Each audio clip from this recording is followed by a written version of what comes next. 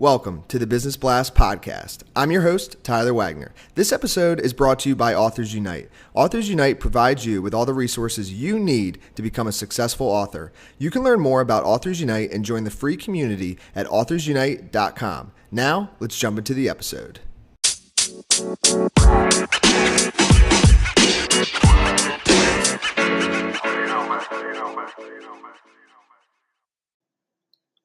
All right, everyone, welcome back to another episode of the Business Blast podcast. I'm your host, Tyler Wagner. Today I have Maggie Toussaint with us. She's an award-winning author who writes mystery and suspense. Her Dreamwalker mysteries feature Baxley Powell, an amateur sleuth with extrasensory abilities who seeks justice for the dead, solace for the living. So welcome to the show, Maggie. Thank you so much, Tyler. I'm delighted to be here. We're delighted to have you. We'll dive into the first one, Maggie. The first question I have for you is, what is the best story from your life that has an underlying valuable message? Okay, well, I've loved books since I could hold them in my hand. The first thing after I learned to read, I just took so many wonderful adventures. One of my most favorite books early on was Green Eggs and Ham by Dr. Seuss, and that inspired me to cook breakfast one morning. And despite serving my parents a wonderful breakfast of green eggs and raw bacon, they did not eat it, but they did praise me for my initiative, and I learned two valuable things. One, parents do not like breakfast surprises, and two, parents will buy you many books after they hide Seuss's Green Eggs and Ham. So it all worked out. I love that. And what is the most valuable piece of information we should know that is within your expertise or industry? Well, I'm in book publishing, so one thing I've learned, and I've been in it for, 11 years, change is constant in publishing. Editors come and they go, and lines fold. I signed my first book contract in 2006, and that cozy mystery, In for a Penny, released in 2008. Everything went great with that publisher for many years until the economy hit a downturn. Then my publisher dropped their science fiction line. And a few years later, the romance line. Then a few years later, the mystery line. And the other bad thing is at the same time this was happening at other houses too, particularly amongst cozy mystery authors. There were just too many of them. So there was suddenly a glut of us on the market.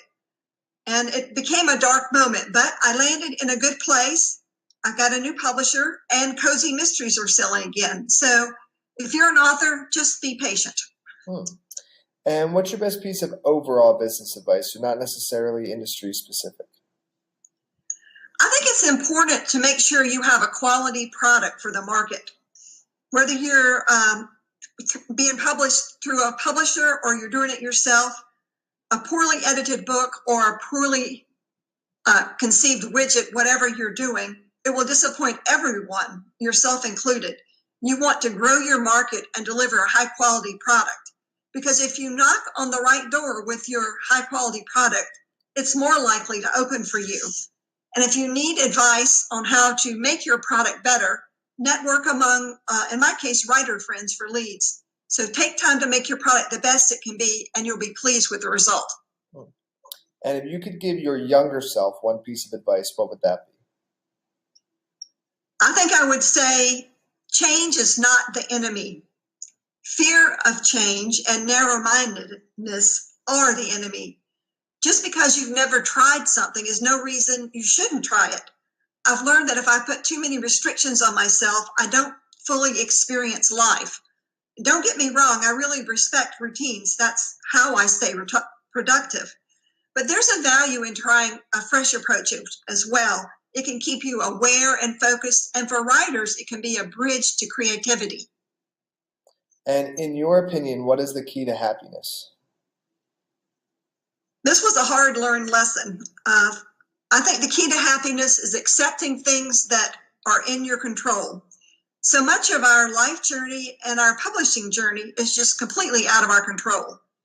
If you don't stress over the speed bumps or whatever happens to you, happiness comes from that good attitude. For instance, when my mystery publisher went out of business, I could have gotten very upset and moaned and groaned, but that wouldn't change the facts. Instead, I networked, found another house, and I'm continuing to publish my Dreamwalker mystery series. And this will be a good one for you. What is the best book that you've read, and what was the number one thing you learned from that? Well, you think it's a good question, but it was actually very difficult because I have bookcases full of my favorite books. but I did choose one, and it was Absolutely Positively by Jane Ann Krentz, who's well, I'll just tell you the story. This book was assigned reading material at the first writing conference I went to, and I was prepared to hate it because I'd never heard of the author before.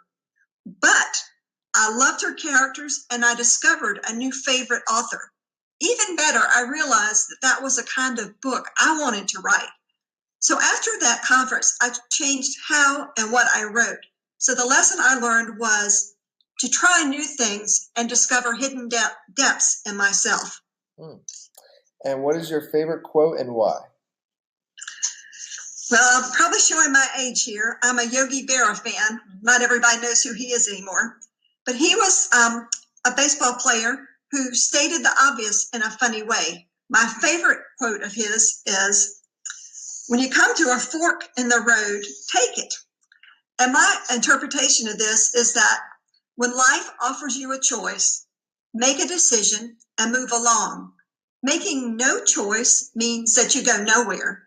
So whether you go right or left is unimportant. You just keep your momentum going and you'll get somewhere. I love that quote. Thank you so much for coming on. The last question I have for you before we let you go is, where's the best place for people to find you online? Well, Tyler, I'd love for visitors and listeners to visit my website at MaggieToussaint.com. There you'll find my background, my books, my writing articles, my newsletter sign up, and my amateur photographs about the South. They're all showcased there on the site. You'll also see social media links to all the places like Facebook, Twitter, Goodreads, Pinterest, LinkedIn, and more. I really enjoy connecting with readers and sharing insights about life and my books. And I'd especially like to thank Tyler for the podcast opportunity. It's been a pleasure to be here today.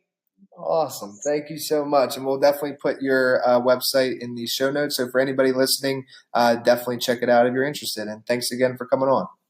Thank you. The podcast you just heard was published with Anchor. Got something you want to say to the creator of this show? Send them a voice message using the Anchor app, free for iOS and Android.